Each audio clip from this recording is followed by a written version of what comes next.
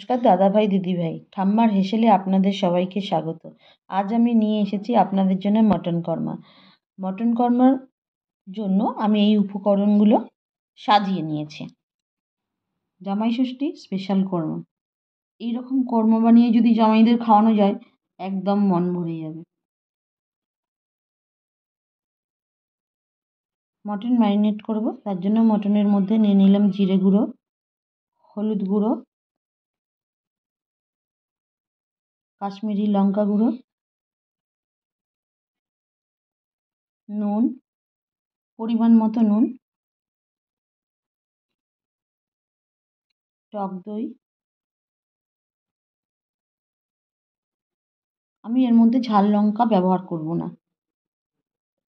আদা আদা রসুন পেস্ট, আমি এগুলোকে সব ভালো করে ম্যারিনেট করব। এর মধ্যে মশলাগুলো যেন সব ঢুকে যায়। আমার ম্যারিনেট করা হয়ে গেছে। আমি এবার এটা কিছুক্ষণের জন্য চাপা দিয়ে রাখবো। কাঁচা লঙ্কাগুলো চিড়ে নেব। কাঁচা লঙ্কা চেরা হয়ে গেছে। এবার আমি এই ম্যারিনেট মাংসের মধ্যে দিয়ে আধ ঘন্টার জন্য রেস্টে রেখে দেবো। কিছু কাজু বাদাম নিয়ে নেব। এই কাজু বাদামগুলোকে আমি চপ করে নেব।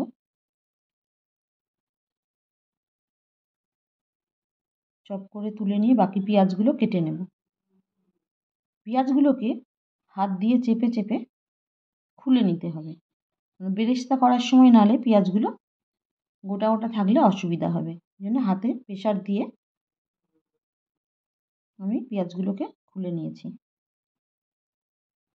পেঁয়াজগুলোকে তুলে নেব। দাদাভাই দিদিভাই, আমার চ্যানেলটিকে প্লিজ প্লিজ প্লিজ আপনারা লাইক, কমেন্ট, সাবস্ক্রাইব, শেয়ার অবশ্যই করবেন। সাবস্ক্রাইব করে বেল আইকনটি ক্লিক করে দেবেন, যেন আপনার কাছে আগে আমার ভিডিওটা পৌঁছায়। আমি গ্যাসে কড়া বসিয়ে দিয়েছি, দিয়ে গোটা জিরা, গোটা মৌরি, শুকনো লঙ্কা, গোটা ধনে, লবঙ্গ, এলাচ, গোলমরিচ, দারচিনি আর সঙ্গে তেজপাতাটা আমি হাত দিয়ে ছিঁড়ে এর মধ্যে দিয়ে দিয়েছি, ভাজতে সুবিধা হবে বলে। আমি ভালো করে মশলাটা ভেজে নিয়েছি। মশলা ভাজা হয়ে গেছে। ঠান্ডা করার জন্য নামিয়ে দিয়েছি। দিয়ে আমি প্রেসার কুকার বসিয়ে নিয়েছি। প্রেসার কুকারের মধ্যে পেঁয়াজ বেরেস্তা করবো বলে সাদা তেল দিয়ে গরম করে নিলাম।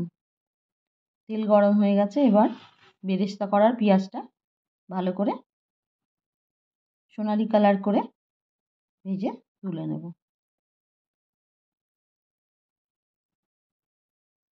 বেরেস্তাগুলো হয়ে গেছে সোনালি কালার। এবার আমি এগুলোকে তেল ছাকার জন্য একটা ছাঁকনির মধ্যে নিয়ে নেব। পুরো বেরেস্তা পেঁয়াজটা তুলে নিয়েছি। সাদা তেলটা ঢেলে নিয়েছি। মাংস কোরমা বসানোর জন্য আমি সর্ষের তেল নেব। সর্ষের তেলে আমি ফোড়নে দেব গোটা জিরে, শুকনো লঙ্কা, গোটা জিরে, তেজপাতা, লবঙ্গ, দারচিনি, এলাচ দিয়ে আমি এটাকে নাড়িয়ে একটু ভেজে নেব। আর একটা গোটা শুকনো লঙ্কা আমি তুলে নেব। ভাজা হয়ে গেছে, ওটা তুলে রেখে দেবো, পরে লাগবে ওটা আমার। বাকি পেঁয়াজটা আমি বসিয়ে দেব, দিয়ে পেঁয়াজটাকে আমি অর্ধেক ভাজবো। এটাকে আমি সোনালি কালার করব না। হয়ে গেছে ভাজা। এর মধ্যে ওই চপ করা কাজু বাদামটা দিয়ে দেবো, দিয়ে আবার নাড়িয়ে মিশিয়ে বাদামটাকেও হালকা করে ভেজে নেব। ম্যারিনেট করা মাটনটা ভাজা পেঁয়াজের মধ্যে দিয়ে দেব। মাটনটাকে এবার ভালো করে কষবো আমি। যতক্ষণ না তেল বেরোচ্ছে মাটনের, ততক্ষণ এটা কষতে হবে।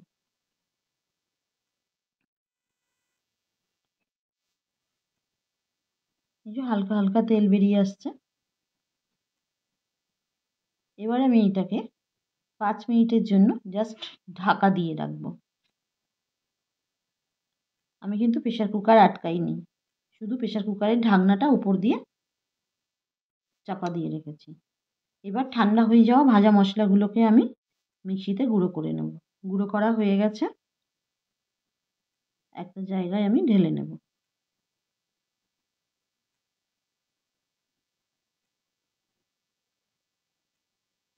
ঢালা হয়ে গেছে।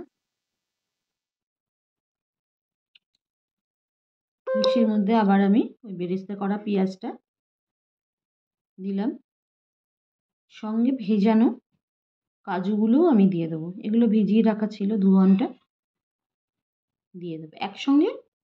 এটাকে পেস্ট করে নেব। পেস্ট করা হয়ে গেছে। ঢাকনাটা খুললাম, খুলে দেখব মাংস কষাটা কতটা হয়েছে। মাংস থেকে তেল বেরিয়ে গেছে। বেরেস্তা করা পেঁয়াজ আর কাজু বাদাম মিক্সিতে বেটে নিয়েছিলাম, ওটা দিয়ে দিলাম। এইবার মিক্সিতে বাটা এই কাজু বাদাম আর বেরেস্তাটাকে ভালো করে মাংসের মধ্যে মিশিয়ে নিতে হবে, ভালো করে কষতে হবে। এখান থেকেও যেন তেল বেরায়। আমি একটু তার জন্য চাপা দিয়ে দেবো। চাপা দিয়ে আমি কিন্তু প্রেশার কুকারের ঢাকনা আটকাইনি, জাস্ট চাপা দিয়ে রেখেছিলাম। খুলে দিলাম, খুলে হালকা তেল বেরিয়ে গেছে। আবার এটাকে ভালো করে কষাবো।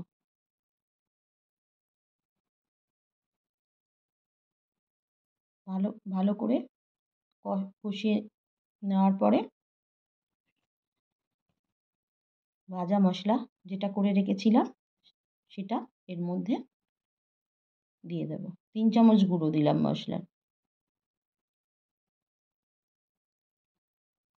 এই মশলাটাকেও এর মধ্যে ভালো করে মেশাতে হবে। মটন কর্মায় মটন যত বেশি কষা হবে তত বেশি সুন্দর স্বাদ আসবে।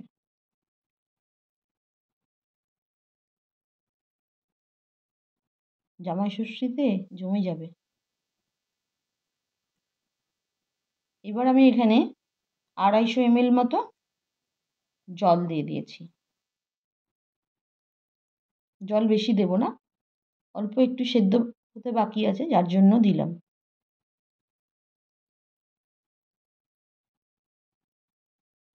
ভালো করে জলটা মিশিয়ে দিয়েছি। এইবার আমি পুরো প্রেশার কুকারটা আটকে দেব।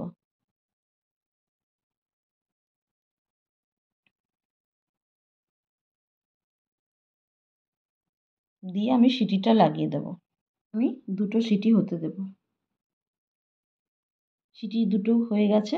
এবার আমি ঢাকনাটা খুলে নেব। মাংসের তেল বেরিয়ে গেছে, ভালো করে নাড়িয়ে নেব। দেখব তলায় ধরে গেছে কিনা। না, তলায় ধরেনি। মটন কর্মাটাকে এইভাবে বারবার নাড়িয়ে নেব। এবার আমি এতে একটু গরম মশলা দিয়ে দেব আর 1/2 চামচ ঘি দিয়ে দেব। দিয়ে গরম মশলা আর ঘি ভালো করে মিশিয়ে নেব।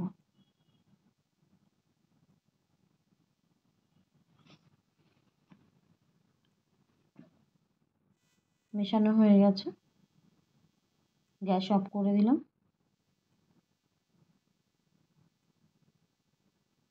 কোরমা একদম তৈরি।